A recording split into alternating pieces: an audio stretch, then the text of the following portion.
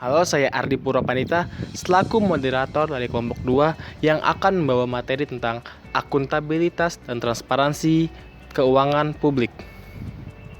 Akuntabilitas dan transparansi merupakan hal yang penting dalam keuangan publik. Saudara saya, M. Fauzi Firdaus, akan menjelaskan tentang akuntabilitas keuangan publik, mulai dari pengertian hingga karakteristiknya. Berikut penjelasan dari saudara Fauzi Firdaus. Akuntabilitas adalah di mana setiap pengambilan keputusan sektor publik ataupun swasta dan pelayanan publik harus dipertanggungjawabkan oleh sektor publik, seperti halnya stakeholder. Akuntabilitas itu ialah sebuah konsep yang dekat dengan administrasi pemerintahan, seperti eksekutif, legislatif, dan yudikatif. Menurut Bowen, prinsip akuntabilitas memiliki 3 fungsi.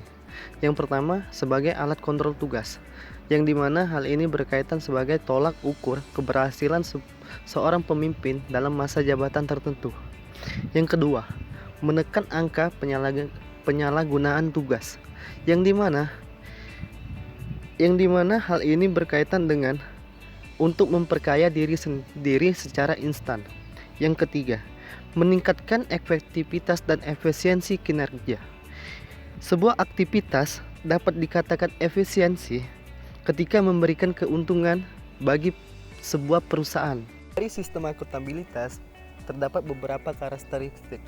Yang pertama, berbagi pada hasil. Yang kedua, menggunakan beberapa indikator. Yang ketiga, menghasilkan informasi. Yang keempat, menghasilkan data secara konsisten. Yang kelima, melaporkan hasil dan mempublikasikan secara teratur.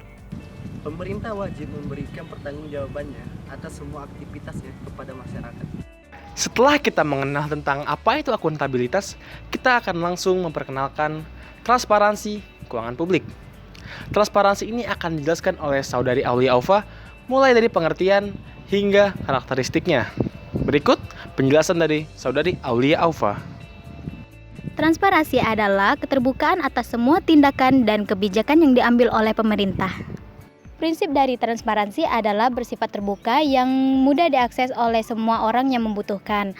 Dan transparansi juga harus dibangun dalam rangka kebebasan aliran informasi yang dapat dipahami dan mudah dimonitor.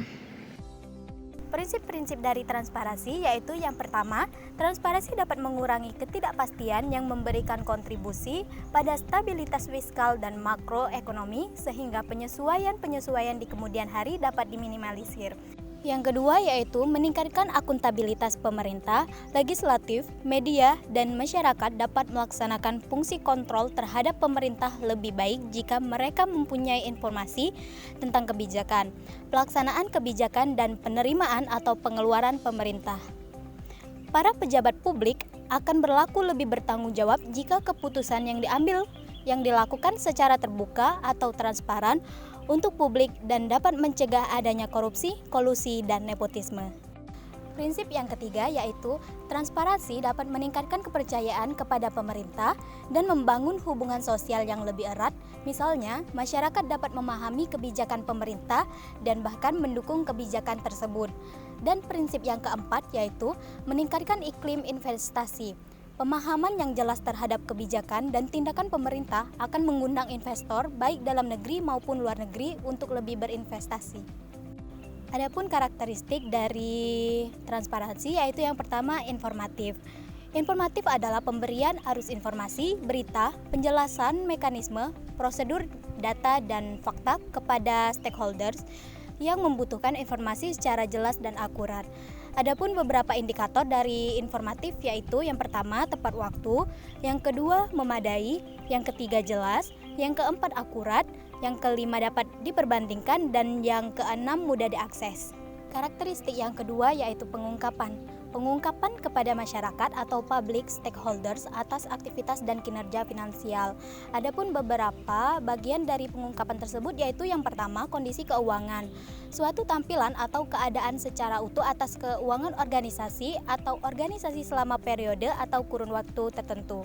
Yang kedua yaitu susunan pengurus, yang berisikan komponen-komponen atau unit-unit kerja dalam organisasi, dan yang ketiga yaitu bentuk perencanaan dan hasil dari kegiatan.